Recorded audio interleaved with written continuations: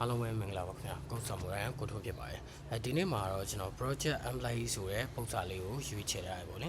ဒီမှာကျွန်တော်တို့ table နှစ်ခုပေးထားရယ် project table နဲ့နောက်တစ်ခုက employee table ဆိုပြီးတော့ပေးထားရယ်ပေါ့လေ project table မှာ project ID နဲ့ employee ID က primary key ဖြစ်တယ်ဒီနှစ်ခုလုံးက primary key ပေါ့လေအဲ့တော့နှစ်ခုပေါင်း primary key တစ်ခုပေါ့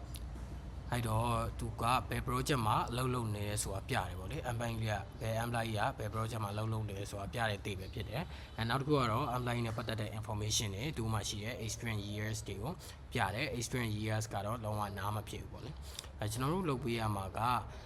average experience years of all the employees for each project တစ်ခုချင်းစီရဲ့ဒီ employee project တစ်ခုချင်းစီမှာပါတယ် employee တွေရဲ့ experience year average ကိုကျွန်တော်ကတွက်ပေးရမှာဖြစ်တယ်နောက်တစ်ခုက decimal နှစ်နေရာစားကျွန်တော် round လုပ်ပေးရမယ်ပေါ့လေ reset ကတော့ကြိုက်တဲ့ order ဖြစ်လို့ရတယ်ဒီမှာဆိုလို့ရှိရင် project ID 1မှာemployee က3ယောက်ရှိတယ် project ID 1ရဲ့ employee 3ယောက်ရဲ့ဒီမှာ experience year တွေက3 to 1ဆိုတော့သူက3 to 1ကိုပေါင်းတဲ့ရလဒ်ကိုဒီ employee စုစုပေါင်း employee နဲ့စားပြီးတော့ decimal နှစ်နေရာစားဖြတ်ပေးရတယ်ပေါ့လေအဲ့တော့ကျွန်တော်လုပ်ပေးရမယ့်ပုံစံက decimal နှစ်နေရာစား round လုပ်ပေးရမယ်ဒါ decimal နှစ်နေရာစားပေါ့လေဒါအရှိမ reset လာမယ် reset ကကြတော့ဘာလုပ်ပေးရမှာလဲဆိုတော့ကျွန်တော်total experience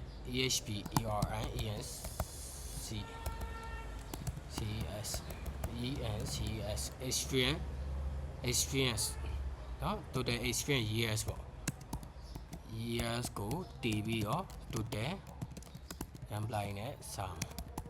ဒါ project တစ်ခုချင်းစီပေါ့လေ project တစ်ခုချင်းစီရဲ့ total experience year ကိုတည်ပြီးတော့ total employee နဲ့ကျွန်တော်စာပေးရမယ်ဟုတ်ပြီဒါဆိုလို့ရှိရင်ကျွန်တော်တို့ရေးလိုက်အောင်ဗျအဲ့တော့ select city select ကျွန်တော်လုပ်ပေးရမှာ project ID ယူပေးရမယ်နောက်တစ်ခုကဒီကောင်လေးကိုပဲကျွန်တော် every year လို့နာမည်ပေးရမယ် every year လို့ပေးတယ်ဒီကောင်ကဘယ်ကနေယူမှာလဲဆိုတော့ကျွန်တော်တို့ project table ကနေယူမှာအဲ့တော့ project ကိုပြီးလို့ပေးလိုက်တယ်ဒီမှာကျွန်တော်တို့ပေါင်းဖို့လိုအပ်တာကemployee တွေက information တွေလိုအပ်တော့ကျွန်တော်တို့ project နဲ့ employee ကို join လိုက်မယ်ဒီမှာ project မှာဆိုလဲ employee ID လေးပါတော့ project နဲ့ employee ကိုကျွန်တော်တို့ inner join နဲ့ join လိုက်မယ် join employee ပေါ့ဒီနေရာမှာ on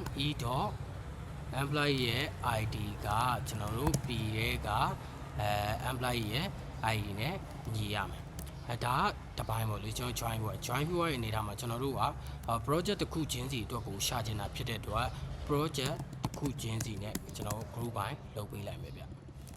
group by ပြီးတော့ project ID နဲ့ group by လုပ်ပေးလိုက်မယ်ဟုတ်ပြီဒါဆိုလို့ရှိရင်တော့ကျွန်တော်တို့လိုအပ်တဲ့ပုံစံတိုင်းလေးရလာပြီအဲ့တော့ဒီမှာ total experience year ကိုလိုချင်လို့ရှိရင် total experience year ဆိုတာဒီ project ထဲမှာပါတဲ့ဒီemployee တွေရဲ့ experience year ကိုပေါင်းလက်ဖြစ်တဲ့အတွက်ကျွန်တော်တို့ sum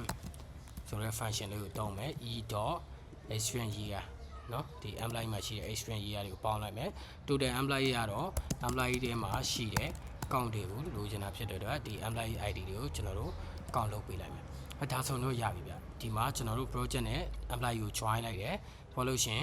group by project ID နဲ့လုပ်ပေးလိုက်တယ်ဒီမှာreset ကကြိုက်တဲ့ order ဖြစ်လို့ရတယ်ဆိုတော့ order မရှိပေးတော့ဘူး decimal နဲ့နေရာသားလဲကျွန်တော် round လုပ်ပြီးပြီဆိုတော့ကျွန်တော် run ကြည့်လိုက်အောင်ဗျဒီကောင်မှာ project ID က b.project ID လေးဖြစ်မယ်ပေါ့နိ okay task ရတော့အဆင်ပြေသွားပြီဗျဒါဆို submit လိုက်အောင်ဗျ